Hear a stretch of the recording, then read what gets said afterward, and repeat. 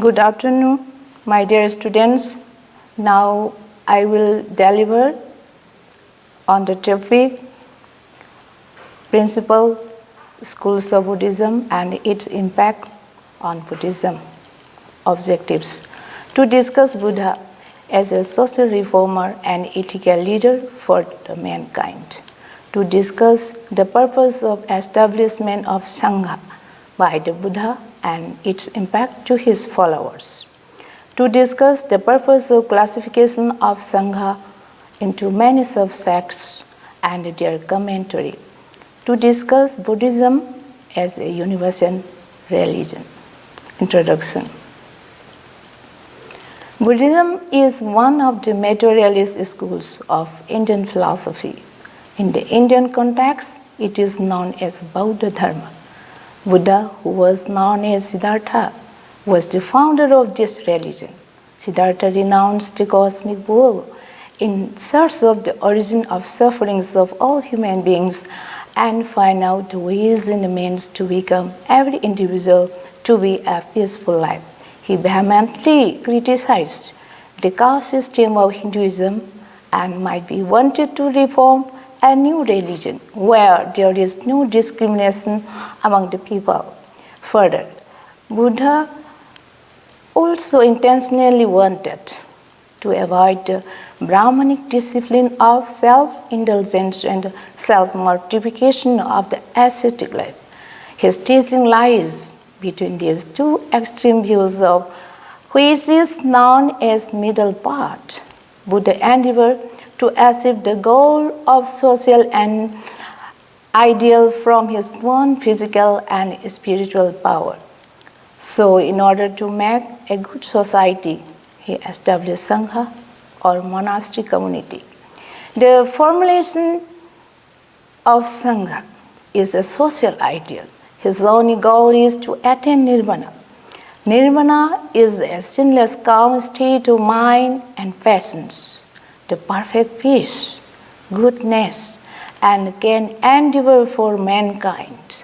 That is why he propounded his new religion and collected a large number of followers so as to enable to reform a good society. This is the first religion to introduce the missionary systems in the world. After the death of the Buddha, due to disagreement among the Buddhist monks, many schools split and divided into many subsects. Purpose of classification of Sangha. Buddha might be known that after his death, his disciples may not be able to make rules and norms to be followed by them and laymen. Moreover, Buddha intentionally associated with the ordinary local people. Hence, he established Sangha or monastery community. He made rules and disciplines to be followed not only by the monks and the nuns but also for laymen. After his death, due to disagreement in the disciplinary rules and conflict among the Buddhist monks, there is split many schools and divided into many subsects. There were more than 18 schools in Buddhism, but all of them are not so popular, except the four principal schools accepted by both the Eastern and Western thinkers, namely Vaibhasika, Sautrantika, Madhyamika, and Vijnanavada. Thus, the increasing of Buddhist schools also marks the development in the religion, principal schools of Buddhism. Vaibhasika. The Vaibhasika school arose in the 3rd century AD after the death of Buddha. This school originated from the Sarvastivada school, which was one of the oldest schools of Buddhism. In the words of Yamakami Sogen, the Sarvastivadins originally formed a sect of Vaibhasikas. The Sarvastivadins was divided into 4 divisions, and the Vaibhasika was the 3rd one. Dignaga and Dharmakiti were the 2 chief founders of this school. The Vaibhasika system fundamentally concerned with the old school of Theravada. Like the Sarvastivadins, they accepted the authority of the Abhidhamma and rejected the Vedas. Hence, they were known as the representatives of the Sarvastivadins. The Vaibhasika school recognizes perception and conception as the valid sources of knowledge. According to them, the knowledge given by perception is definite and true, while the knowledge applied by conception is imaginary and indefinite. They maintain that in perception, the form of the object and that of our consciousness are the same. According to them, inference is based upon perception. The Vaibhasika school developed their philosophy on atomistic view that all objects are composed of 4 elements, viz. Earth, water, fire, and air. Then the composition of 4 elements depend upon 2 sources of energy, active and potential. They stress this. The conditional order make one to understand and realize the phenomenal existence of sorrow. According to them, the conditioned being individual can be transformed into the unconditioned stage, nirvana, with the help of the doctrines of the Buddha.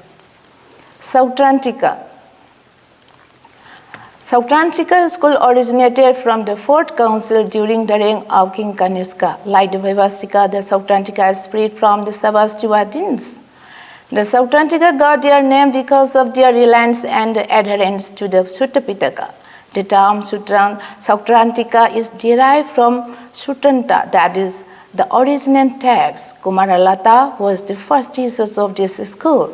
Unlike the Vaibhasika, that did not consider Abhidhamma text and accepted Sutta to be the original doctrine of the Buddha. They refused the philosophy of both the Theravada and the Sarvastivada school. They did not believe the Vaibhasika view that the mind perceives object directly. On the contrary, they stressed that the object should be a part of consciousness because, according to them, there were no means of directly apprehending objects. The Sautrantika school refuses the concept of nirvana. Briefly speaking, to this system, nirvana is the complete ceasing to be and mere non-existence of the elements. Later on, the Mahayana schools have developed their views and philosophies in different ways. Madhyamika or Shunyavada school. The Madhyamika system is the development of the original doctrines of Buddha. This school is concerned about the nature of the absolute truth and the ultimate nature of reality. This system is propounded by Acharya Nagarjuna in the 2nd century AD. The term Madhyama means middle, which comes from the middle part of the teachings of Buddha. This school is also known as Shunyavada. They started to work from the silence of the Buddha on the metaphysical problems. It can be said that Nagarjuna's Madhyamika Karika represents the systematic manner of the philosophy of this school. Though the Madhyamika school adopted the concept of the middle part of the Buddha, there is a difference between the two systems. According to Buddha, the middle part is neither self-indulgence nor self-mortification. That means there is a way between these two concepts. The avoidance of these two views brings to pave the way to attain nirvana. While the doctrine of the middle part of Madhyamika philosophy is the non-acceptance of the two extreme views of existence and non-existence, that is, eternal, indescribable in character. The Madhyamika interprets Shunyata from the theory of dependent origination. The term Shunya means voidness. They maintain that all the experience of the phenomenal world is under constant illusion and voidness. They consider that behind this phenomenal world, there is a reality which is indescribable and being devoid of this phenomenal character. According to this school, it is called Shunyata. They admit that the world is neither real nor unreal. It is merely relativity. The real is only one and not non-dual, which is supra-rational and therefore beyond reason. It is self-evident and self-existent, quiescent, and non-multiple. Since it is transcendental and the uncharacterizable. Vijnanavada or Yogacara.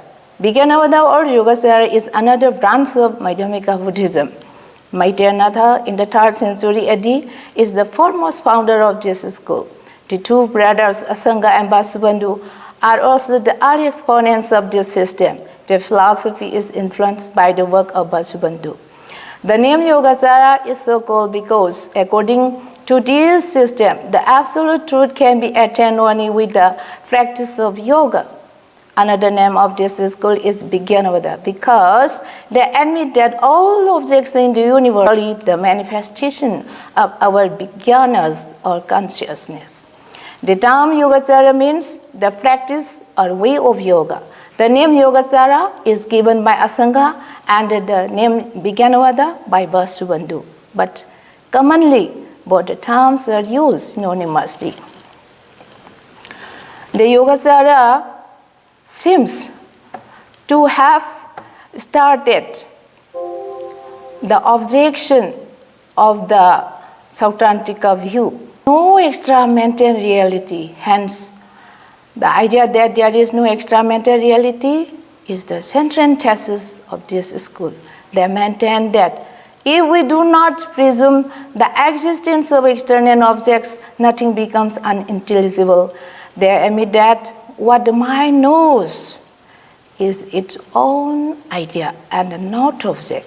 For according to them, mind does not know the relation between the idea and the object. They believe that the concept of self-consciousness as the absolute and all objects in the universe are merely the manifestation of human consciousness. Conclusion. All the Buddhist schools have their own opinion and develop their philosophy from the doctrines of Buddha. They describe the knowledge of reality from their different point of views, but all of them attempt to attain nirvana as goal. All the 4 Buddhist schools criticize the Tripitakas because the whole teachings of the great master involved in these Tripitakas. The Madhyamika described truth can be attainable with the help of numerical, empirical, and transcendental truth. The former is means and the latter is end. They admitted that the supreme truth cannot be known by reason alone. Among the Mahayanists, the Yogacaras alone possess a definite cosmological system. They consider the opinions of the Mahayanists and the Hinayanists upon the phenomenology and ontology. The Yogacara school takes a very great part in the development of Buddhist philosophy. It takes the best elements about the Hinayana and the Mahayana philosophy. Briefly speaking, Buddhism is a religion without any discrimination among people and can be applicable by everybody. For these reasons, it became one of the biggest religions of the world. The separations of Buddhist monks into many groups causes one of the reasons of the downfall of Buddhism in India.